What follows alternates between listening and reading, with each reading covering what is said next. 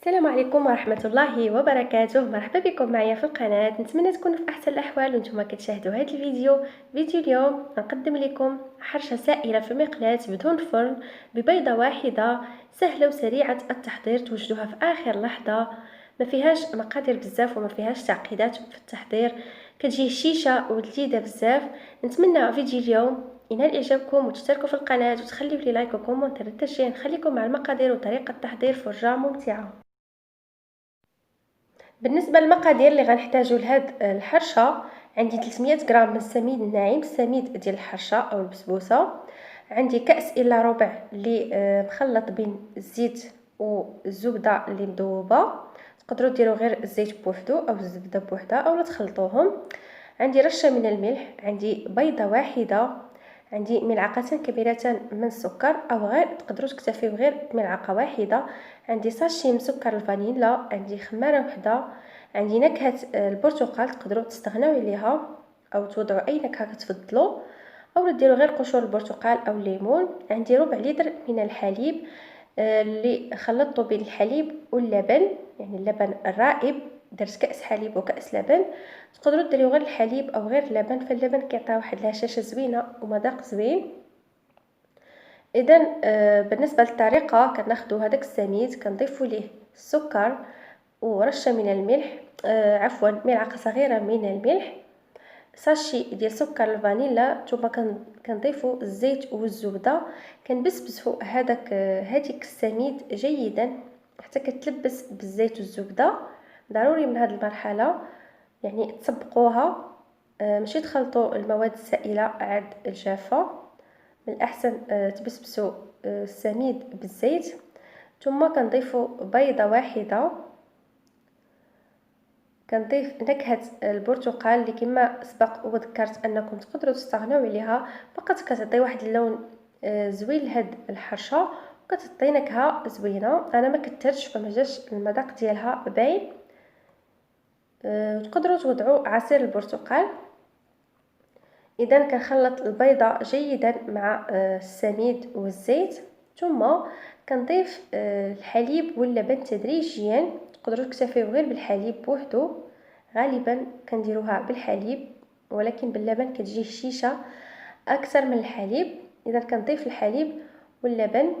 بالنسبه للقوام فغتشوفوه معايا، انا من بعد زدت واحد ربع كاس من اللبن، يعني كيبقى على حسب نوعيه السميد اللي عندكم. تقدر كتشرب السوائل بزاف وتقدر لا. كما كتشوفوا هذا هو القوام ديال الحرشه ديالنا. وكنضيف في الاخير خميره الحلوى ساشي وحده. هنا كما تلاحظوا معايا فضفت قليل من اللبن، تقدروا تضيفوا الحليب يعني اللي كتفضلوا.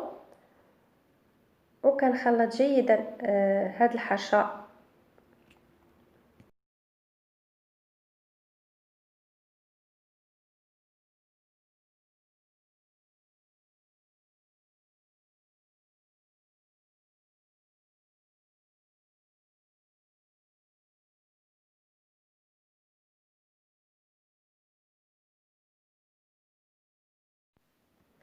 كناخذوا مقلاة اللي تكون ما كتلصقش، اي مقلاة عندكم، كندهنوها بقليل من الزيت وكنرشوا عليها قليل من السميد الناعم، او تقدروا تدهنوها بالزبده. يعني الا كانت المقلاة ديالكم كتلصق شويه فدهنوها جيدا بالزبده او الزيت ورشوها جيدا بالسميد. فانا هاد المقلاة ما كتلصقش، فداك الشيء علاش ما رشيتهاش بزاف، يعني غير شويه.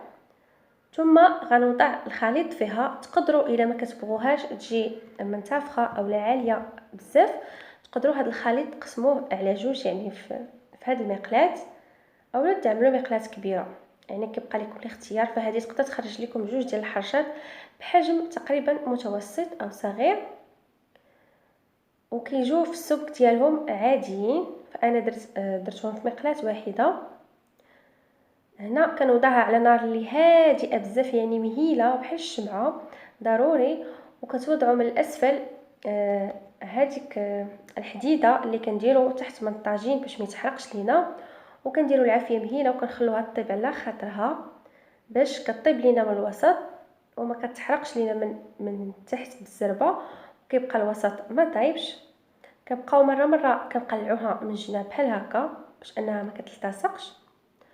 ثم من بعد كنرشها ملي كطيب ليا من الاسفل، كنرشها بقليل من السميد وكنقلبها. يعني بالنسبه للقلب فقلبوها بالطريقه اللي كتفضلوا نتوما. كما كتلاحظوا فهذا هو الطياب ديالها من الاسفل. ردوا معاها البال باش ما تحرقش لكم. كيكون هذا هو الشكل ديالها.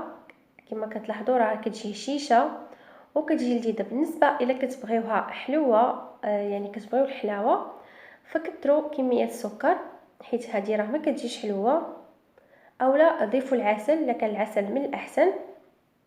فهنا قطعت معكم واحد المورسو باش تشوفوا الشكل ديالها. كتجي هشيشه ومنتفخه سهله، ما فيها حتى شي صعوبه، توجدوها في اخر لحظه للكوتي او الفطور. ففي الاول ما كنتش غنزينها، ثم من بعد قلت مع راسي نزينها. كما غتلاحظوا في الفيديو فزينتها بالعسل و كاوكاو كونكاسي او مهرمش والكوك. المهم هذا هو فيديو اليوم التزيين، فغتشوفوه معايا في الفيديو.